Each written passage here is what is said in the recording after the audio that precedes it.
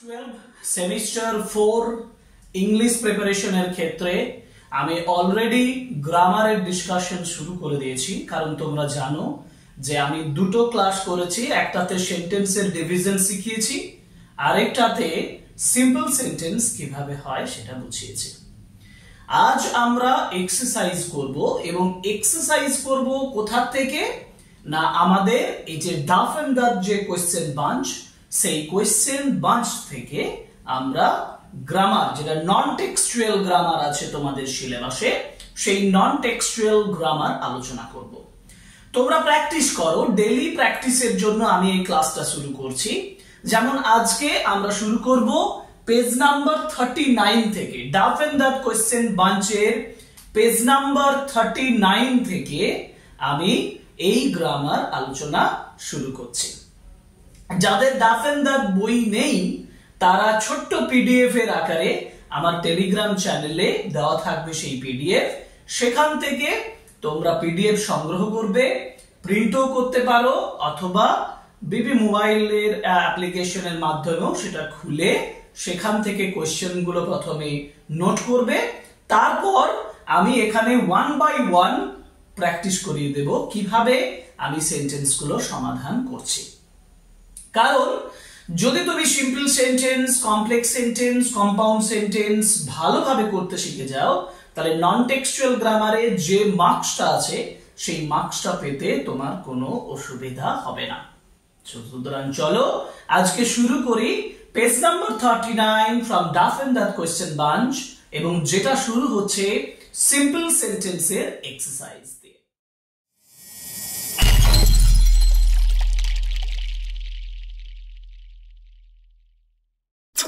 দেখো page number 39 এ যে first question দেওয়া আছে, যেটা প্র্যাকটিস ফর পারফেক্টস, এবং তার আগে দেখবে পার্টিসিপল বলে লেখা আছে। এখন সিম্পল সেন্টেন্স তৈরি করার ক্ষেত্রে পার্টিসিপেলের ব্যবহার, মানে সেক্ষেত্রে আমরা শুরুতেই ভার্ব প্লাস আইএনজি এভাবে ব্যবহার করে আমরা একটা সেন্টেন্সকে সিম্পল সেন্টেন্সে পরিণত করতে পারি। যেমন first question, he got a reward. First question আছে হি গট এ রিওয়ার্ড, সে একটি পুরস্কার পেয়েছিল। হি ওয়াজ ভেরি ইলেটেড। এখন এখানে কোনটা কজ আর কোনটা ইফেক্ট? কজ হচ্ছে নিঃসন্দেহে হি গট এ রিওয়ার্ড, এটা কজ, এটা কারণ। আর he was very elated, he was very joyful, এটা ফলাফল।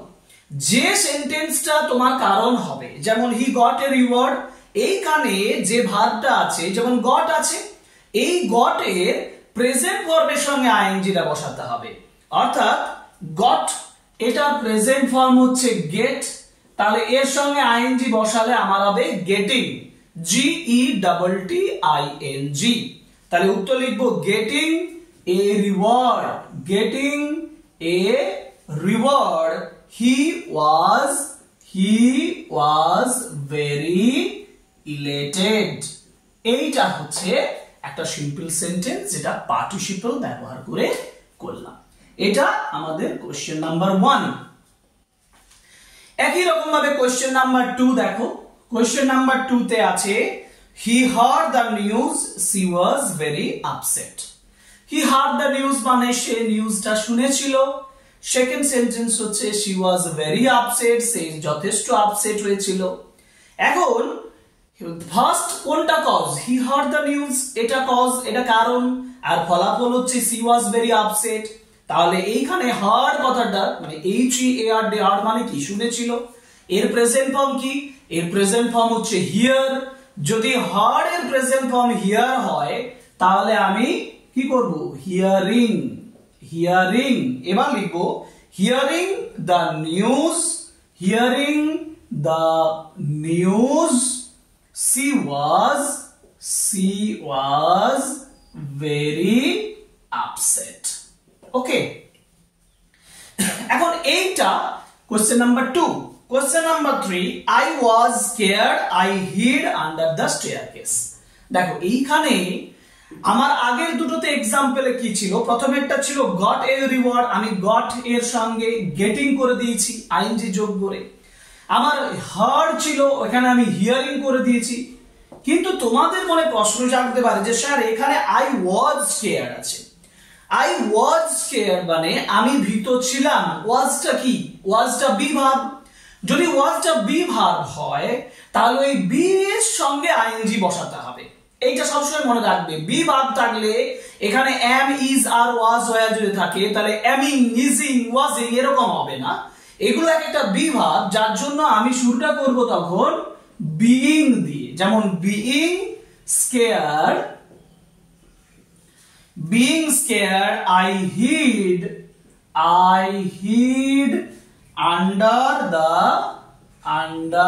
the staircase. এটা হচ্ছে তোমার যদি বি ভার্ব থাকে তাহলে বিইং আসবে। Number 4, the man gave me some money, the man went out of sight. আচ্ছা দেখো তো নিজের থেকে ভেবে করো। the man gave me some money, gave আছে, ভার্বের প্রেজেন্ট ফর্ম গিভ, তাহলে গিভ এর সঙ্গে আইএনজি বসাবো। Giving me some money, the man went out straight। হলো number 4। Number 5, the boy realized his mistake, he asked for forgiveness। তাহলে এখানে বসাবো realizing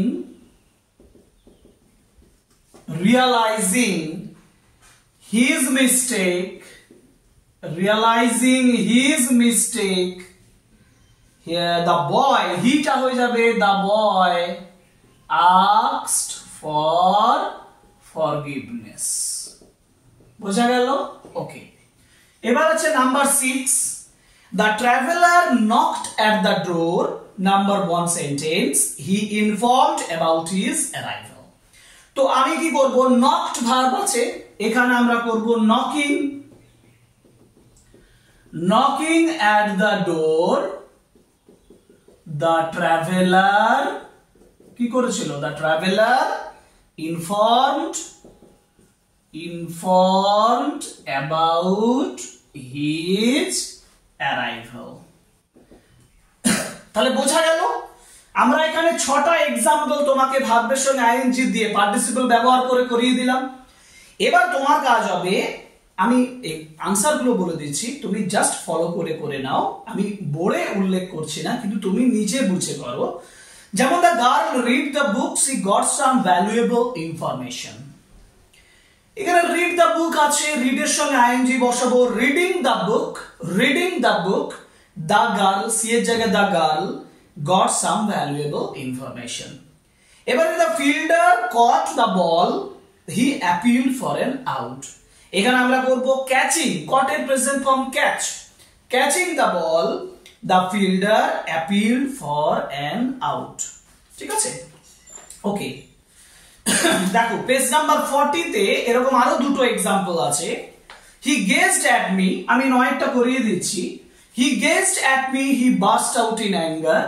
গেজ এর প্রেজেন্ট ফর্ম গেজিং, গেজ তার সঙ্গে আইএনজি বসাচ্ছি, gazing at me, he burst out in anger. এটা গেল 9। 10 আছে, the boy reached কলকাতা, মানে এখানে ভার্বের সঙ্গে বসাবো কি? রিচিং কলকাতা। the boy, তারপরে the boy delivered the letter to my friend, delivered the letter, the dot দিয়ে তোমরা ওই সেন্টেন্সটা ফলো করে লিখবে, delivered the letter to my friend। এটা পার্টিসিপল ব্যবহার করে, ভার্বের সঙ্গে আইএনজি দিয়ে পার্টিসিপল ব্যবহার করে আমরা এগুলো সিম্পল সেন্টেন্স করে থাকি। তার एग्जांपल গুলো করালাম। এবার তোমরা 40 পেজে আসো, যেখানে টাইপ বি বলে উল্লেখ করেছে, যেখানে বলেছে দেখো আই শ এ গার্ল, মানে এটাও একটা পার্টিসিপলেরই एग्जांपल, কিন্তু টাইপ বি মানে শুরুতেই যেমন এখানে আমি ভার্বের সঙ্গে আইএনজি বসালাম, এখানে শুরুতে আইএনজিটা বসবে না। যেমন আমি একটা एग्जांपले যাই, প্রথমে কোশ্চেন নাম্বার 1 আলোচনা করি। দেখো টাইপ বি তে দেখো প্র্যাকটিস ফর পারফেকশন থেকে কোশ্চেন নাম্বার 1 আমি বলছি আই স এ ম্যান বলা আছে, একটা উল্লেখ করে দিচ্ছি আমি, I saw a man full stop, I saw a man full stop, the man was running, the man was running in fear, the man was running in fear। তো এই জায়গাটাতে I saw a man, the man was running in fear বলা আছে। এখানে কি হবে, the man was running in fear আছে, আমি লিখবো এই যে ম্যানটা এখানে কমন আছে, এই সেন্টেন্সে এ ম্যান কমন, এখানেও a man common, the man, তাহলে আমি এই কমন পর্যন্ত যেখানে আছে আই স এ ম্যান, কিন্তু এ ম্যান এখানে দা ম্যান, তাহলে আমি দা ম্যান লিখবো না, আমি এ ম্যান লিখবো না, আমি লিখবো the man, I saw the man. এরপরে আমরা রানিং কথাটা লিখবো, রানিং ইন ফিয়ার। এইখানে যে রানিং ব্যবহার করলাম দেখো, এটাও পার্টিসিপেলের ব্যবহার করলাম, I saw the man running in fear. কিন্তু এখানে দেখো এ ম্যান আর এখানে দা ম্যান ছিল, যেহেতু দা ম্যান বলে নির্দিষ্ট করে দিয়েছি যে লোকটি দৌড়াচ্ছিল, সেই জন্য আমি স্পেসিফিক ডেফিনাইট যে প্রোনাউনটা ব্যবহার করেছে দা ম্যান সেটিকেই আনলাম, আই স দা ম্যান, আমি ওই লোকটিকে দেখেছিলাম রানিং ইন ফিয়ার ভয়ে দৌড়াতে। নাম্বার 2 তে যাবো, দেখো the giant called the children, the giant called the children, they were trying to entire the garden। একই রকম ভাবে লিখবো, এটা 1 নাম্বার ছিল। 2 number, the giant called the children,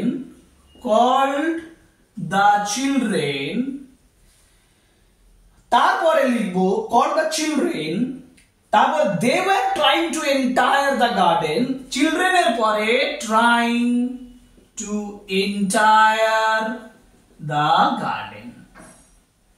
দেখো এইখানে কি করলাম, একই রকম ভাবে the children trying to entire the garden, তাই না, এটাও পার্টিসিপেলের এক্সাম্পল। কিন্তু number 3, a man was cutting the grass, I know the man, এখানে সেকেন্ড যে সেন্টেন্সটা আছে I know the man ওটা আগে লিখবো, মানে আমি লিখবো I know the man হলো, I know the man হলো, তারপরে cutting, I know the man cutting the grass, এখানে সেকেন্ড মানে আগে যে he was কমনটা কোনটা, the man cutting the grass, তাহলে a man আর ওখানে the man, তাহলে the man cutting the grass যেখানে কমন আছে সেই সেন্টেন্সটা মানে first I know the man এটা আগে নিয়ে আসতে হচ্ছে।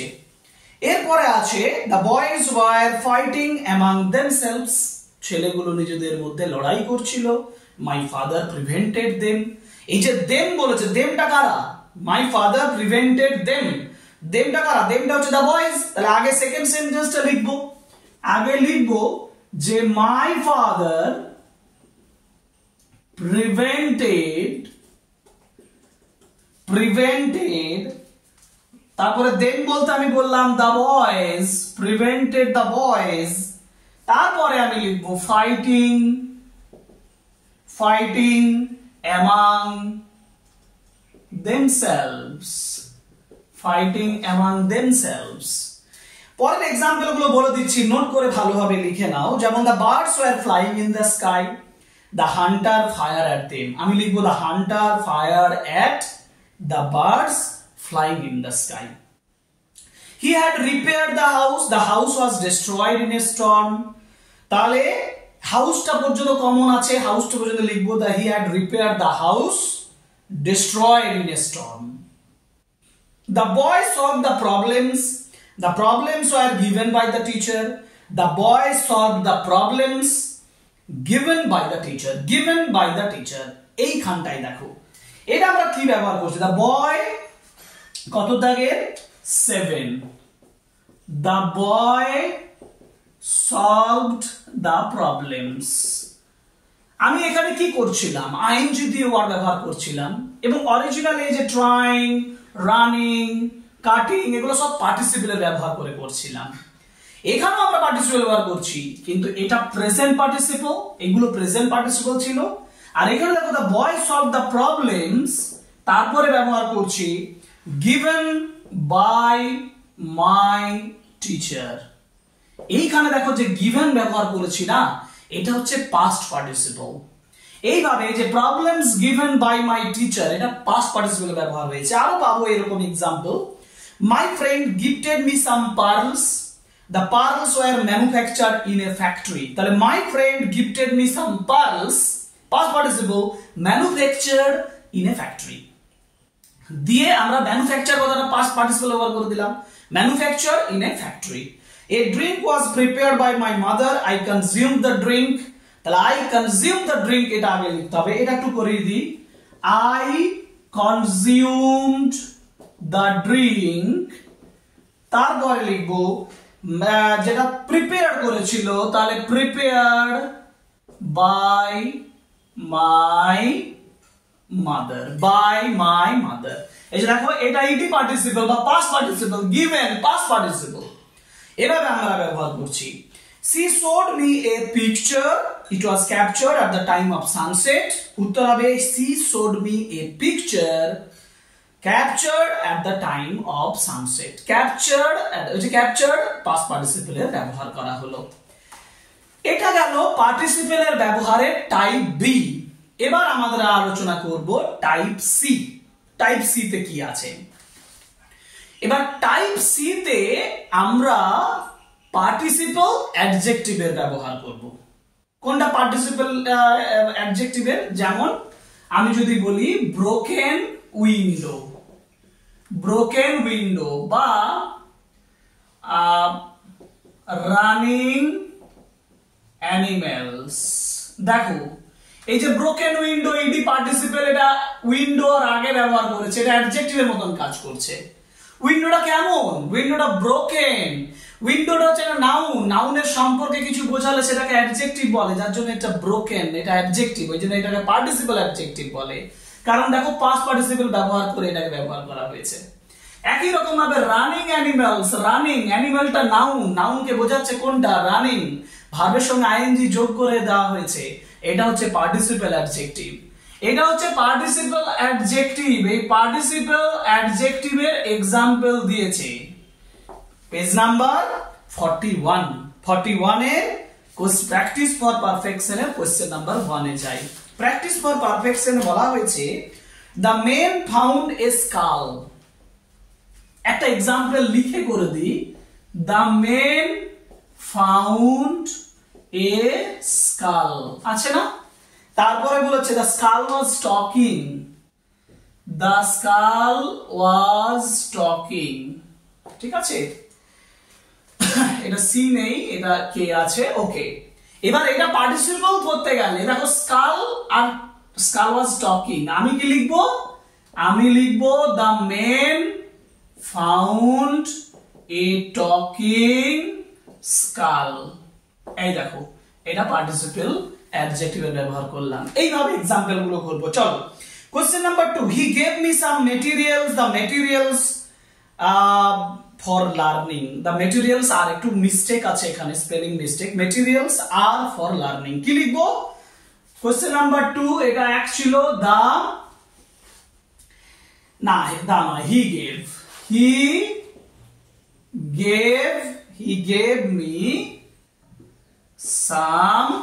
gave me some learning, এই যে learning materials.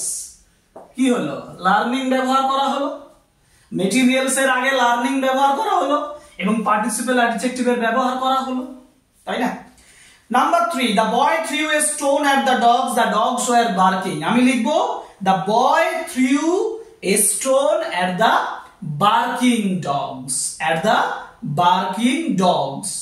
He looked at the sun was setting। আবার একই রকম ভাবে he looked at the setting sun। I saw a girl, the girl was, এটা dancing হতো, ড্যান্সিং নয়। I saw a girl dancing বা dancing girl। গার্ল ড্যান্সিং করবো না, পার্টিসিপল অ্যাডজেক্টিভ করলে ড্যান্সিং গার্ল করতে হবে। আর আগের এক্সাম্পলটা যদি করি তাহলে হবে I saw a girl dancing. উভয় ক্ষেত্রে সিম্পল সেন্টেন্স হচ্ছে। He picked up a bird, the bird was wounded. দেখো এইটা একটু যাই 6 এ, হি পিকড আপ, এবার দ্য বার্ড ওয়াজ উন্ডেড, আমি এক কথায় পার্টিসিপেল অ্যাডজেক্টিভ কি করব, উন্ডেড বার্ড, তাহলে he picked up a wounded bird. এটা হচ্ছে example. Question number 6, 7 she found the keys were hidden। উত্তর হবে she found the hidden keys। তারপর হবে we should look after the children, they are neglected। we should look after the neglected children। the thief had broken the door was patented। the thief had broken the patented door। the potatoes were fried, my aunt served me that। দেখো potatoes are, আমি এটা একটু আলাদা করে বলে দিই, the potatoes were fried, এক কথায় কি বলবো, fried potatoes, fried potatoes, তাই না, fried potatoes। কিন্তু my aunt served me, তাহলে আগে লিখবো my aunt served me fried potatoes। এই যে এখানে এবি পার্টিসিপল, তাই না, পার্টিসিপল অ্যাডজেক্টিভ হিসেবে ব্যবহার করলাম। কোশ্চেন নাম্বার 10 কমপ্লিট হয়ে গেল। এরপরে আমাদের পেজ নাম্বার 42 তে আছে ইউজিং ইনফিনিটিভ, কিন্তু ইনফিনিটিভটা আমরা পরের ক্লাসে করব। আজকের ক্লাসটা এখানে শেষ করছি। অলরেডি আমরা পার্টিসিপেলের উপরে ডাফ এন্ড দ্যাটের কোশ্চেন বাঞ্চে যে প্র্যাকটিস গুলো তোমাদের জন্য দেওয়া আছে সেগুলো আলোচনা করলাম। 1 by 1 এরকম গ্রামার লেসন আমরা নিয়ে আসবো তোমার জন্য, এবং সেই গ্রামার লেসন গুলো প্র্যাকটিস করার পরে তোমার গ্রামারের ক্ষেত্রে কোনো সমস্যা হবে না। আর এই ডাফ এন্ড দ্যাটের কোশ্চেন বাঞ্চ ধরে ধরে আমরা আলোচনা করব, ক্লাস 1 2 3 করে করে আলোচনা করব। প্রত্যেকটা গ্রামার থিওরিটিক্যাল আলোচনা করব, কিভাবে আমি উত্তরগুলো করছি। যার জন্য আমি বলছি এই ক্লাসটা করার আগে সিম্পল সেন্টেন্স কিভাবে তৈরি করি সেই ক্লাসটা একটু চোখ বুলিয়ে নাও, যেটা ডেসক্রিপশন বক্সের লিংক থাকবে, সেখান থেকে দেখতে পাবে।